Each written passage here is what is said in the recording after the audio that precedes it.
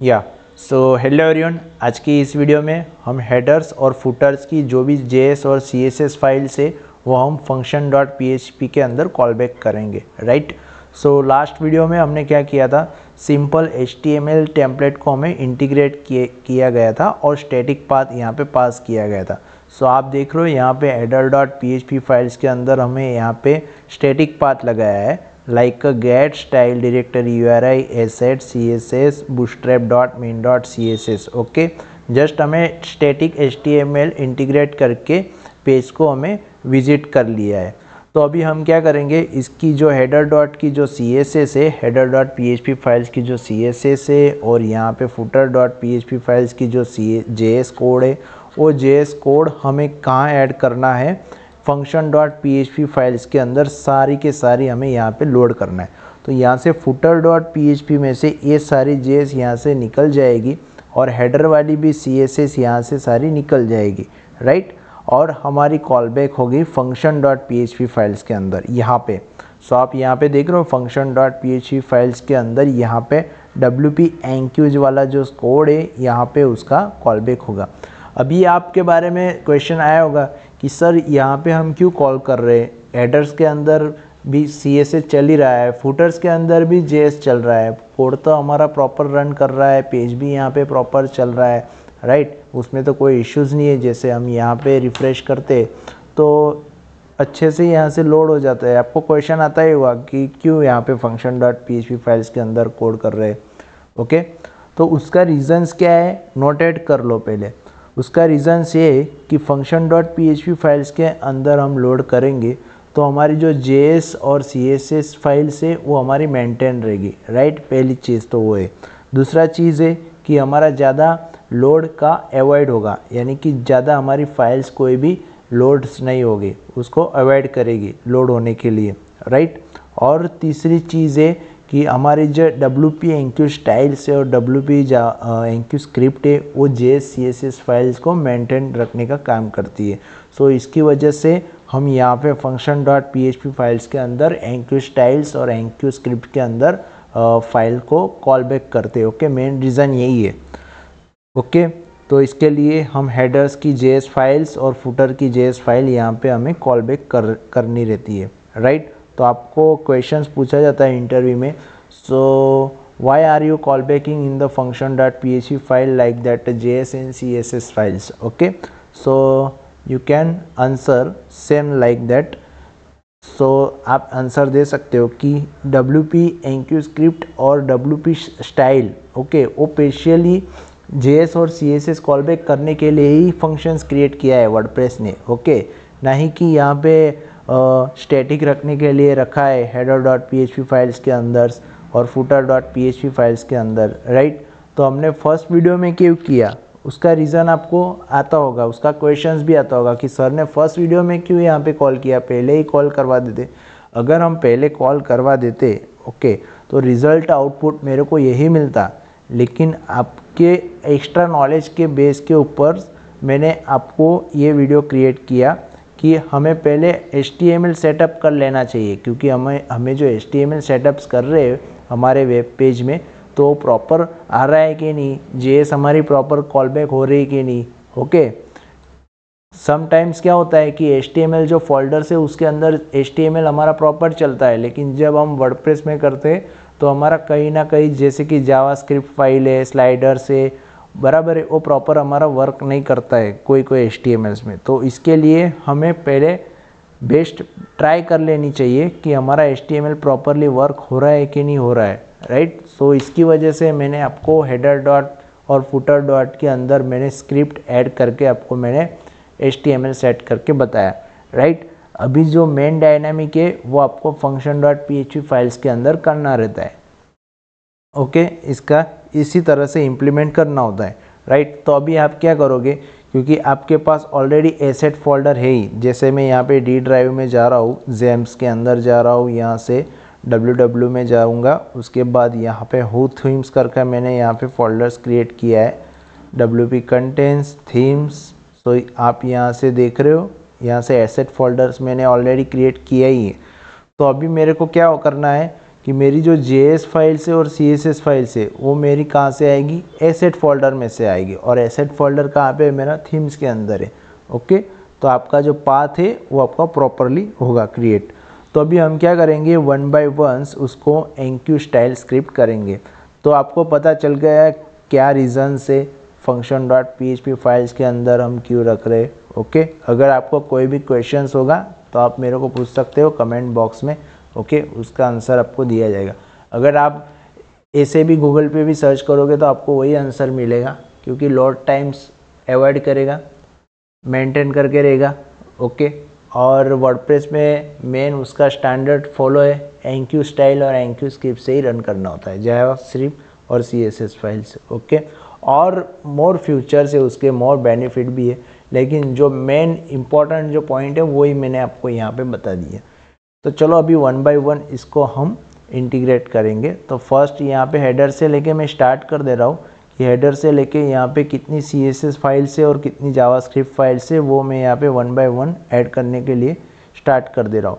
तो पहले तो यहाँ पे हो रहा है line away some CSS custom files. Okay, तो आपको क्या करना है कि यहाँ पे कोई मिसमैच ना हो, तो आपको क्या करना है, ये वाला पूरा कॉपी कर लेना है। जहाँ से CSS होगा वहाँ से आपको सीधा यहाँ से कॉपी कर लेना है, सिलेक्ट करके। देखो मैं यहाँ से कॉपी कर रहा हूँ, सो यहाँ से मैं सिलेक्ट कर ले रहा हूँ। उसके बाद मैं यहाँ पे क्या करूँगा, function.php फाइल्स के अंदर यहाँ पे ऐड कर दिए। यहाँ पे मैंने क्या किया, स्टैटिक HTML ही रखा है, तो उसको मेरे को डायनामिक करना है। तो मैंने रियल इस्टेट प्रोजेक्ट में मैंने ऑलरेडी किया है, तो उसका मैं जस्ट उसका पाथ ही चेक कर लेता हूँ। ओके, enqueue की एक कॉपी कर लेता हूँ और स्क्रिप्ट की एक कॉपी ले लेता हूँ, WP रियल इस्टेट वाला जो प्रोजेक्ट है मेरा उसके अंदर। सो ओके, जस्ट रेफरेंस के लिए हम ले रहे कंटेंट थीम्स रियल इस्टेट, और यहाँ पे मैं उसको ओपन कर रहा हूँ function.php फाइल्स।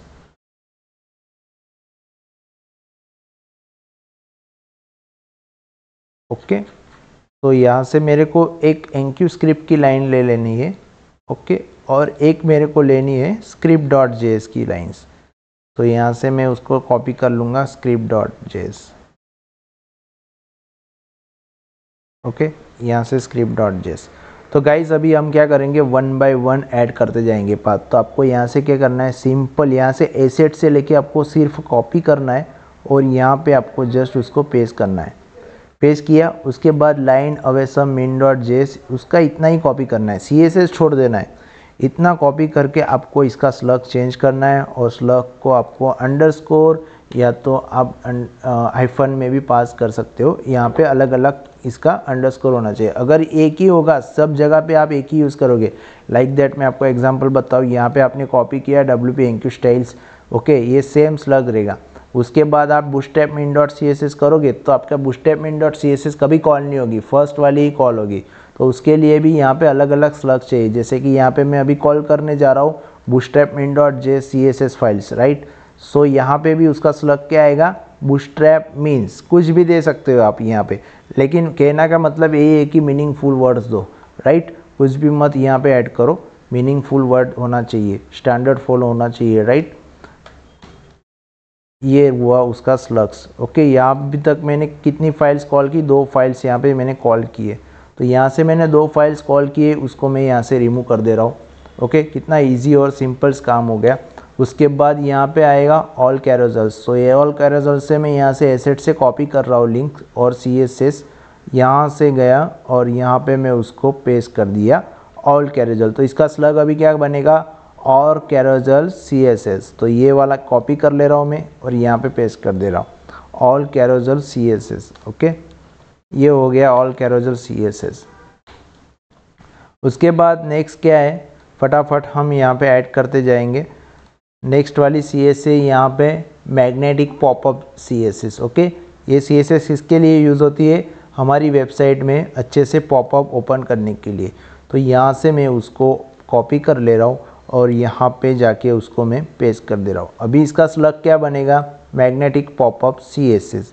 सिंपल, जो फाइल्स का नेम रहेगा वही स्लग बना देने का, ज़्यादा यहाँ पे कुछ स्ट्रेस नहीं लेने का कि इसका स्लग हमें क्या बनाना है क्या नहीं। फ्रेशर्स के लिए खास मैं यहाँ पे बता देता हूँ कि यहाँ पे ज़्यादा कुछ कंफ्यूजन होने की कोई ज़रूरत नहीं है, सीधा मैं यहाँ से जैसे इम्प्लीमेंट कर रहा हूँ वैसे ही इम्प्लीमेंट कर देना चाहिए, राइट। ज़्यादा कोई कन्फ्यूजन्स नहीं होना चाहिए, आउटपुट 100% ही आएगा। अगर नहीं आता है तो मेरे को कमेंट बॉक्स में बताना, ठीक है, तो उसका हम सॉल्यूशंस लाएंगे। लेकिन यहाँ पे जो मैं वीडियो में कर रहा हूँ सेम चीज़ आपको भी करनी है और चेक करना है, राइट। तो यहाँ पे मैं उसको कर दे रहा हूँ jQuery काउंट डाउन CSS, ये हो गया jQuery का। अभी मैंने काउल0 ऐड किया, मैग्नेटिक ऐड किया, jQuery काउंट डाउन यूज़ किया, तो इसका मैं यहाँ से रिमूव कर दे रहा हूँ, ठीक है। अभी कितनी बची है CSS, ओनली 3 फाइल्स यहाँ पे हमारी पेंडिंग्स में। तो यहाँ से फटाफट ये वाला लास्ट वाला मैं कॉपी कर ले रहा हूँ और यहाँ पे मैं पेस्ट कर दे रहा हूँ। अभी है मेरी style.css फाइल्स, यहाँ से लेनी है कॉपी और मेरे को यहाँ पे ऐड करनी है style.css फाइल्स। सीधा एसेट से लेके पाथ रख देने का, इसका हमारा स्लग आएगा styles_css। सेम चीज़ इसको कॉपी करना है स्टाइल्स वाले को और यहाँ पे स्पेस देके skin.css, राइट। ये सारी CSS हम यहाँ पे कॉल कर रहे हैं। अभी देखो यहाँ पे आप देख रहे हो स्किन डेमो -4, यहाँ पे देख रहे हो, क्योंकि यहाँ पे क्यों 4.css है, क्योंकि हम पर्टिकुलर डेमो के ही CSS यूज़ कर रहे हैं इसके अंदर। इसमें कोई भी अननेसेसरी CSS के जावास्क्रिप्ट नहीं आएगा, उसके रिलेटेड ही CSS कॉल बैक हो रही है, ओके। सो आपको ऐसा लगता होगा कि सर यहाँ पे मल्टीपर्पज़ थीम्स है तो यहाँ पे कुछ मल्टीपर्पज़ CSS लगती होगी, ऐसा नहीं है। यहाँ पे आप देख सकते हो स्किन डेमो 4, मैं डेमो 4 का HTML यूज़ कर रहा हूँ, सो उसकी वजह से डेमो 4 की CSS मेरे साइट्स के अंदर इम्प्लीमेंट्स होगी, राइट। चलो यहाँ पे हो गया स्किन वाला, ये वाला हो गया, इसको मैं डिलीट करते जा रहा हूँ भाई। और इसके बाद है डेमो 4 CSS। चलो ये demo.css यहाँ पे आएगा, लास्ट वाली CSS है, इसको मैं कॉपी कर ले रहा हूँ और यहाँ पे मैं उसको पेस्ट कर दे रहा हूँ। ये हो गया पेस्ट। उसके बाद है demo-css, तो ये वाली यहाँ पे आ गई। चलो यहाँ पे डबल इन्वर्टेड आ गया, माय मिस्टेक। यहाँ पे डेमोस, ओके, डॉट आना नहीं चाहिए, _iphone कुछ भी ऐड कर सकते हो, राइट। चलो भाई अभी CSS काम तो हो गया मेरा ख़त्म। उसके बाद हम आएंगे अभी डेवलपमेंट्स के ऊपर जावास्क्रिप्ट कोड, यानी कि jQuery। अच्छे से ऊपर में उसको फॉर्मेट कर लेता हूँ। चलो यहाँ पे हो गया, CSS हमारा इंटीग्रेट हो गया, बराबर। अभी हमें कौन सा करना है, JS करना है। तो JS के लिए थोड़ा स्पेस दे देते हैं, यहाँ पे कमेंट भी आप ऐड कर सकते हो, this one the JS files, this one the JavaScript file, this one the CSS files, okay. So अभी मैंने क्या किया, हेडर्स की फाइल यहाँ से निकाल दी भाई, और मेरे को क्या करना है, अभी फुटर्स में जाना है। चलो फुटर्स में जाते फटाफट। यहाँ से फुटर्स की जितनी भी JS है, सारी JS यहाँ से मेरे को कॉपी कर लेनी है। यहाँ से मैंने JS को कॉपी कर ली, कट कर ली, ओके। उसके बाद मैं यहाँ पे जा रहा हूँ function.php फाइल्स के अंदर, यहाँ पे जाऊँगा और यहाँ पे भी सेम जावास्क्रिप्ट एक ही लाइन के अंदर पास करूँगा। तो फर्स्ट कौन सी, यहाँ पे jQuery min.js, यहाँ से कॉपी करूँगा jQuery min.js, यहाँ पे पेस्ट, सॉरी एसेट से लेना है हमें, एसेट से मेरे को कॉपी करना है और एसेट से ही मेरे को यहाँ पे पेस्ट करना है। आगे का आपको कुछ भी चेंज नहीं करना है, राइट। सेम चीज़ यहाँ पे लो, स्लग्स लो, डिफरेंस इतना आएगा कि यहाँ पे enqueue स्टाइल्स आएगा, यहाँ पे enqueue स्क्रिप्ट आएगा। CSS के लिए enqueue स्टाइल यूज़ किया जाता है और जावास्क्रिप्ट के लिए, jQuery कॉलबैक के लिए enqueue स्क्रिप्ट यूज़ किया जाता है। तो आपको इंटरव्यू में क्वेश्चंस पूछा जाता है कि वर्डप्रेस में enqueue स्क्रिप्ट और enqueue स्टाइल्स का डिफरेंस क्या है, बताओ। तो आपको सीधा आंसर दे देना है कि enqueue जो स्टाइल्स होती है वो CSS कॉलबैक के लिए होती है और enqueue जो स्क्रिप्ट है वो JS कॉलबैक करने के लिए होती है। सिंपल देना है आंसर, ज़्यादा कुछ कंफ्यूजन नहीं होना है, राइट। जितना आंसर पूछे उतना ही आंसर देना है। अगर आपको आंसर नहीं आता है इंटरव्यू में तो कोई बात नहीं, चुप रहो, उससे आपका कोई परफॉर्मेंस डाउन नहीं होगा, राइट। लेकिन आप कोई गलत आंसर का जवाब दे देते हो इंटरव्यू में तो आपकी बैड इम्पैक्ट पड़ सकती है 100%। जितना आता होगा उतना ही बताओ, ठीक है। तो मेरा कहना यही है, सजेशंस एज़ पर द मेरा एक्सपीरियंस है कि जितना आपको पता है वही बताओ, जो नहीं पता है वो सीधा बोल दो कि भाई मेरे को इसका क्वेश्चंस, इसका आंसर मेरे को नहीं पता है। Okay, I will the try and I will the learn. Okay, मैं ट्राई करूँगा सीखने के लिए, वो मैं लर्निंग करूँगा, बस सीधा हो गया। तो गाइज़ ये सब चीज़ ध्यान रखनी है वर्डप्रेस में, जो स्क्रैच टू बिल्डिंग डेवलपमेंट्स करना है तब जाके यहाँ पे खूब आप ध्यान रख सकते हो। तो चलो गाइज़, यहाँ पे हमने बहुत सारी बातें कर ली है। अभी फटाफट यहाँ से जेएस CSS ऐड करते जाएंगे, नहीं तो यहाँ पे कुछ मिस हो गया तो फिर हमें ज़्यादा मेहनत हो जाएगी। चलो यहाँ से jQuery होवर मैंने यहाँ से इतना तक किया, इसको डिलीट कर दे रहा हूँ। यहाँ से मैं कॉपी कर रहा हूँ, यहाँ पे पेस्ट कर रहा हूँ। उसके बाद यहाँ पे है jQuery वेब पॉइंट JS, उसके बाद यहाँ पे jQuery वेन पॉइंट min.js,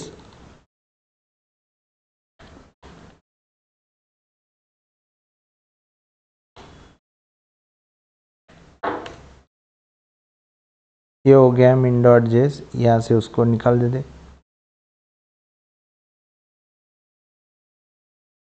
उसके बाद है नेक्स्ट superfish min.js। ये सारी जेएस ही मोस्ट ऑफली मेरे ख्याल से सब एनिमेशन की जेएस लग रही है मेरे को, एनिमेशन फिश और सब। ओके, मोस्ट प्रोबेबली वही जेएस मेरे को लग रही है, उसके नेमिंग पर से ही मेरे को आइडिया हो रहा है ये जेएस सब इसके लिए यूज़ किया है। ओके, तो ये जेएस है जो हर प्रोजेक्ट में नहीं आती है, एज HTML बेस्ड, जैसे HTML वो वैसे ही आता है मोस्ट ऑफली। ओके, तो कमेंट में कुछ बताना अगर आपको कोई डाउट हो, कोई क्वेश्चंस हो, अगर आपको कोई और टॉपिक के लिए हेल्प चाहिए होगी। ओके, जैसे कि आपको थीम्स के लिए, उसके बाद आपको किसी पण वीडियो या तो प्लगइन्स के लिए आपके बारे में आपको जानना हो कि सर ये वाला वीडियो आप बना दो, वो वाला वीडियो बना दो, तो आप मेरे को जस्ट रिमाइंडर कर देना, मैं चेक कर लूँगा, मैं मेरे साइड से नोट कर लूँगा और मैं वैसे वीडियो बनाते जाऊँगा। राइट, उसके क्या होगा कि आप जितना क्वेश्चन आंसर पूछोगे उतना आपके लिए ज़्यादा बेनिफिट रहेगा। राइट, तो आप भी कमेंट में क्वेश्चंस पूछो। ओके, प्रैक्टिकल करते जाओ, कमेंट में क्वेश्चंस पूछते जाओ, तो आपका नॉलेज बढ़ेगा। नहीं तो खाली प्रैक्टिकल करते रहोगे तो कुछ नहीं होगा भाई, समझ लो। बहुत चीज़ करनी होती है अगर आपके करियर में आपको अच्छा डेवलपर बनना हो, बहुत कुछ मेहनत करनी होती है, ऐसे नहीं होता है। हर एक चीज़ को आराम से समझना, कोई भी गड़बड़ नहीं करना, घाई गड़बड़ नहीं करना कोई भी कोड करने के लिए। आप अगर कंपनी में भी जॉब करते हो, राइट, कंपनी में भी जॉब करते हो, तो मैं आपको यही सजेशंस दे रहा हूँ कि अगर आपके पास कोई रिक्वायरमेंट आ रहा है, राइट, तो उसको अच्छे से समझो पहले कि एग्जैक्ट वाला सामने वाला क्या कह रहा है। ओके, उसका क्वेश्चंस क्या है, सामने वाले की पहले बात सुनो कि ये टास्क क्या दे रहा है, कौन सा रिलेटेड दे रहा है, होगा कि नहीं होगा, कितना टाइम्स में होगा। ओके, एस्टीमेट पूरा बनाओ प्रॉपरली एकदम स्ट्रिक्टली एस्टीमेट बनाओ, कितना प्रोजेक्ट है, इसमें ये फंक्शनैलिटी वो फंक्शनैलिटी होगी, सोचो, खुद से सोचो, सीखना सीखो। ओके, खुद से ट्राई करो, ऐसा नहीं कॉपी कर दिया मैंने पेस्ट कर दिया, राइट, कोड हो गया, काम हो गया, चलो अभी, इसे नहीं करना है। खुद से लॉजिक सीखना है, राइट, कि एग्जैक्टली हमें क्या करना है। जब तक आप नहीं सोचोगे तब तक आपको क्लियर नहीं होगा आपका डाउट। तो लॉजिक खुद से ही सोचना होगा। कोई आपका बाजू वाला कोई हेल्प नहीं करता है कंपनी में, आप कोई भी कंपनी में जाओ, क्योंकि उन लोगों के पास भी काम रहता है, आपकी हेल्प कोई करेगा नहीं, इतना ध्यान में रखो। तो खुद से तैयार हो जाओ, कहने का मतलब है खुद से वन मैन आर्मी हो जाओ कि जो भी टास्क आए वो हम कर लेंगे, राइट, ऐसा बनना है अपने को। तो गाइस ये सब हमारे एक्सपीरियंस है, इसके लिए हम आपको बता रहे, बाकी तो बताने की कोई ज़रूरत नहीं है भाई, हमें सब एक्सपीरियंस आ गए 6-7 साल से, तब जाके हम आपको सब वीडियो वो सब हम आपको बता रहे, बाकी तो कोई नहीं। ऐसा है। तो प्रॉपरली सीखो magnetic popup JS countdown main dot JS। कोई गड़बड़ तो नहीं कर दी मैंने? कोई गड़बड़ होगी तो भी मिल जाएगा इशू, उसमें कोई इश्यूज नहीं है। नेटवर्क में चेक कर लेंगे हम, JS CSS कितनी बार कॉल होती है सब पता चल जाएगा हमें, राइट। उसका तो कोई इश्यूज नहीं है, लेकिन गड़बड़ नहीं होनी चाहिए, मेन चीज़ यही है। Magnetic countdown CSS okay. उसके बाद मेन डॉट JS। तो भाई आपका ये वीडियो कैसा लगा आपको ज़रूर कमेंट में बताना, राइट। अगर आपको कोई हेल्प चाहिए तो मेरे को बताना, ओके। कमेंट में बताना आपको, मैं कमेंट में अगर मेरे पास टाइम होगा तो मैं आपको बता दूंगा, राइट। तो प्रॉपरली मेरी जो बात है वो प्रॉपरली समझो, मैंने क्या किया, आपको क्या बताया, कैसे करना है काम, कैसे करना है, प्रॉपरली लॉजिकल बनना है हमें, ओके। नहीं कि कॉपी पेस्ट करना है, लॉजिकल बनो, खुद से ट्राई करो। इसके लिए मैंने आपको HTML भेजा। HTML भेजने का रीज़न यही है कि आप खुद से कितना कर सकते हो, राइट। उसके लिए हम आपको गिटहब पे HTML प्रोवाइड कर दिए। कोड देने में कोई प्रॉब्लम नहीं है, अभी पुश कर दूंगा तो गिटहब पे हो जाएगा, लेकिन आपको सीखना है खुद से। जब तक खुद से नहीं सीखोगे तब तक कितने दिन कॉपी कर सकते हो आप, वो भी चीज़ है, राइट। तो खुद से सीखो, बहुत ही बढ़िया होगा और आगे आपको ये बेनिफिट बहुत होगा। तो भाई अभी कॉल होगा कि नहीं होगा? नहीं होगा कॉल, मेरे को पता ही था नहीं होगा, क्योंकि हमें WP हेड फंक्शन कॉल किया ही नहीं है, तो कैसे होगा। तो उसके लिए हमें यहाँ पे WP हेड कॉल करना पड़ता है header.php फाइल्स के अंदर। उसका बेनिफिट क्या है पता है आपको? उसका बेनिफिट ऐसा है कि हमारी जो JS और CSS फाइल्स है वो हेडर्स के अंदर कॉल होनी चाहिए, इसके लिए WP हेड यूज़ करते हैं।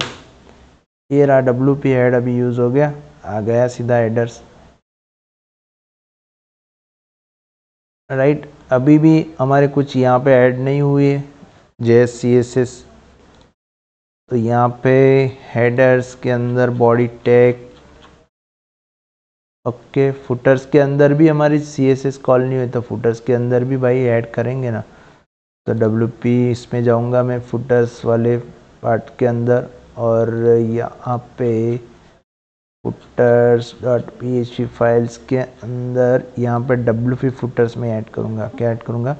WP फुटर्स बॉडी के नीचे। तो यहाँ पे बॉडीज के नीचे गया मैं, WP फुटर्स, देखते हैं भाई अभी क्या होता है।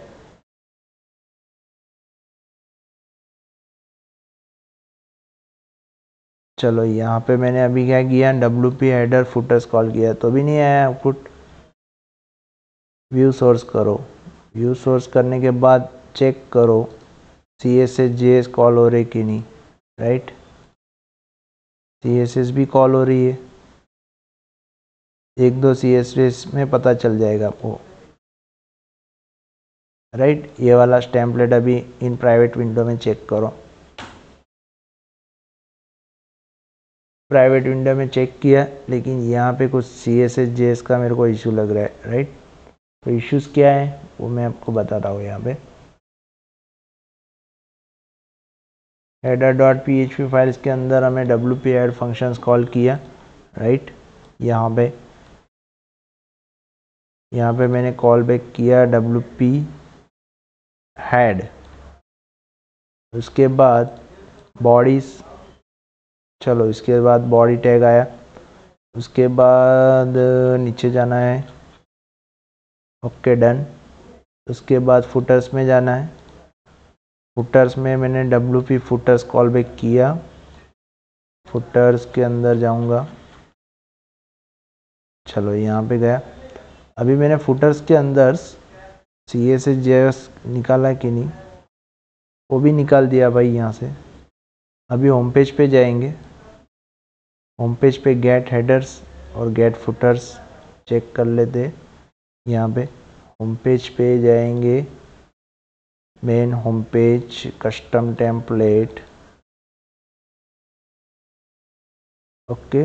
यहाँ पे गेट हेडर से, उसके बाद यहाँ पे नीचे गेट फुटर से, सेम चीज़ हमारे में भी है, गेट हेडर्स, गेट फुटर्स, फाइंस, ओके। ये चीज़ तो हमारी प्रॉपर है, लेकिन हमारे JS CSS क्यों कॉल नहीं हो रही है? 2-3 बार हार्ड रिफ्रेश करके चेक कर लेते, अगर कोई कैचिंग का इशू हो सकता है, जावास्क्रिप्ट का इशू हो सकता है, राइट।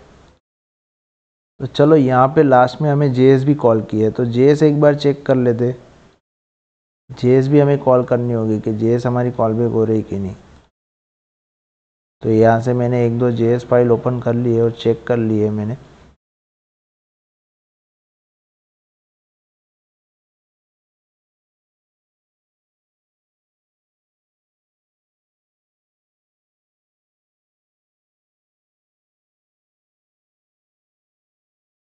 JS भी कॉल हो रही है। उसके बाद मैं अभी बाय डिफ़ॉल्ट CSS देख ले रहा हूँ, style.css में जाके, ओके। यहाँ पे है ना एक CSS लग रही है RTL वाली, ये CSS में यहाँ से हटा दे रहा हूँ। बाय डिफ़ॉल्ट CSS है, इसको मैं यहाँ से हटा दे रहा हूँ, यहाँ से रिमूव हो गई। style.css में से भी यहाँ से रिमूव हो गई। चलो एक बार रिफ़्रेश करते हैं पेज को रिफ़्रेश किया, लेकिन यहाँ पे सेम मेरे को इश्यू लग रहा है CSS का और JS का, राइट। तो यहाँ पे क्या करना होगा हमें, यहाँ पे styles, header, index.php files, headers के अंदर मैंने प्रॉपर ऐड किया है यहाँ पे। उसके बाद function.php फाइल्स के अंदर जाएंगे, यहाँ पे ये वाली JS का कोई यहाँ पे काम नहीं है, राइट। इसको यहाँ से हटा देंगे। यहाँ पे नेविगेशंस वाले को भी कोई काम नहीं, यहाँ से उसको हटा देते हैं। जो जो अननेसेसरी कोड है वो यहाँ से हटा देना है, राइट। यहाँ से मैंने उसको हटा दिया है। तो अभी कहाँ इशू आ रहा है, font away sums, template directories, bootstrap, CSS, वो भी आ गई हमारी यहाँ पे।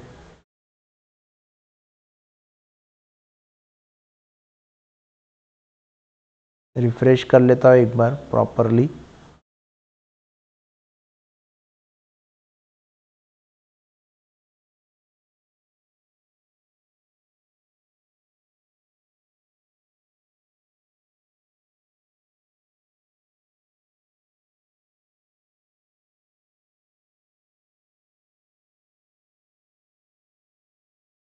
यहाँ पे कुछ मेरे को गड़बड़ लग रहा है पाथ के अंदर। ओ भाई, यहाँ पे देखो क्या हुआ है, line away sums, line away some, line away some, 3 बार फोल्डर्स हो गए, इसकी वजह से कॉल नहीं हो रहा है। यहाँ पे भी सेम चीज़ हो गई है बूटस्ट्रैप में, भाई इसकी वजह से नहीं हो रहा था हमारा पेज लोड्स। चलो एक बार वापस HTML चेक करते हैं उसका। हेडर्स को भी मैं थोड़ा सा header.php फाइल्स में थोड़ा रिफ्रेश कर देता हूँ, ओके। यहाँ पे उसका पाथ, ओके, ये वाला पाथ है उसका एसेट वेंडर वाला, तो यहाँ पे मैं उसको ऐड कर दे रहा हूँ एसेट वेंडर डॉट CSS, क्योंकि इसकी वजह से हमारा CSS नहीं कॉल हुआ है। मैंने आपको बताया थोड़ा भी मिस्टेक हो गया तो हो गया मिस्टेक। तो यहाँ से मैं उसको header.php फाइल्स के अंदर लाइन अवे सम ही यहाँ पे भी, और यहाँ पे bootstrap.min CSS में भी गड़बड़ है। पहले क्या था यहाँ पे, सॉरी यहाँ पे क्या था, ओके यहाँ पे, ओके ये वाली CSS थी function.php फाइल्स के अंदर। चलो उसके बाद बूटस्ट्रैप वाली CSS में गड़बड़ है, तो bootstrap.css के अंदर हम ऐड करेंगे asset min CSS,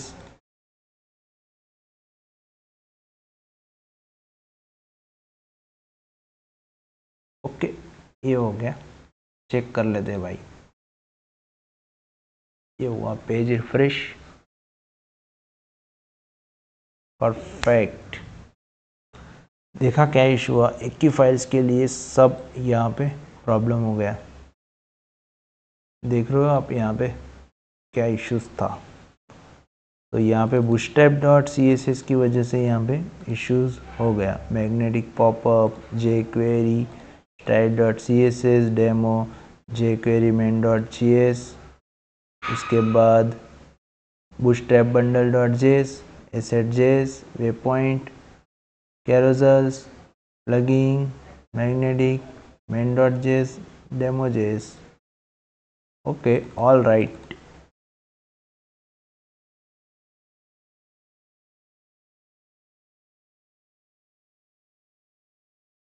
यहाँ पे क्या इश्यूज है जेएस में, चेक कर लेते हैं। ओके,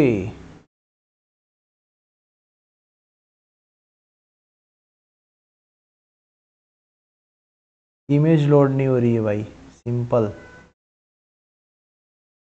क्या नहीं हो रही है, हमारी इमेज यहाँ पे लोड नहीं हो रही है। script.api.js, okay okay. चलो यहाँ पे जाएंगे हेडर्स के अंदर। ओके, कहाँ से होगी, यहाँ पे डबल जेएस है ना भाई, यहाँ से उसको हटा दो तो हो जाएगा शायद।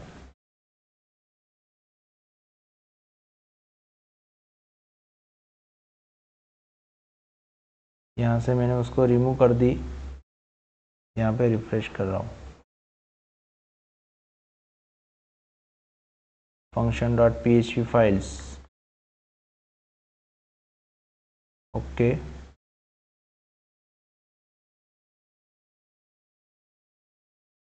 और यहाँ पे wp हेड फंक्शन यहाँ पे हमें निकाल दिया, तो इसकी वजह से नहीं कॉल हुआ।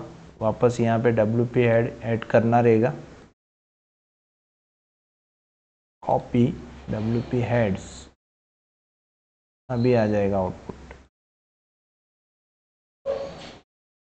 ओके डन, ये हो गया फाइनली डन।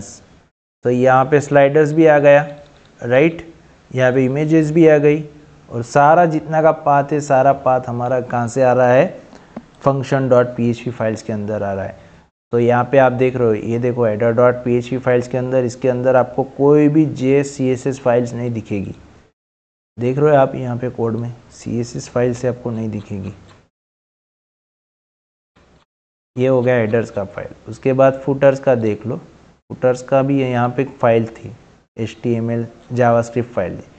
यहाँ पे भी कोई फाइल्स नहीं है, देख रहे हो आप, स्टार्ट टू एंड तक चेक कर लो, यहाँ पे नहीं है। तो फाइनली हमारी जो JS CSS हो रही वो कहाँ से हो रही है, function.php फाइल में से, wp-enqueue स्क्रिप्ट में से हो रही है। तो इसका रीजंस क्या है लोड करने का, मैं आपको वापस बता देता हूँ कि लोड टाइम्स अवॉइड करेगा। पहली चीज़ तो वही JS और CSS को मेंटेन करेगा, राइट। और तीसरा थिंग है कि हमारा जो wp-enqueue स्टाइल्स और wp स्क्रिप्ट, उसको क्या करेगा, स्टैंडर्ड फॉलो करके CSS ऐड करते हैं, राइट। header.php फाइल्स के अंदर ऐड नहीं करते। हमने जस्ट आपको as a basic template integrate करके बताया था, राइट। आप फ्रेशर हो, बिगिनर डेवलपर हो, इसके लिए मैंने आपको स्ट्रक्चर सेट करके बताया, लेकिन जो डायनामिक करना है वो आपको यहीं पे ही करना है, राइट। तो बेनिफिट आप समझ गए क्या है।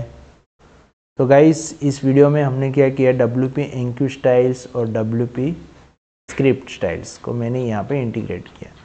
तो ऐसे ही नया वीडियो पाने के लिए इस चैनल को लाइक करना, फॉलो करना और सब्सक्राइब करना। मिलते हैं नेक्स्ट वीडियो में। Thank you so much, bye bye.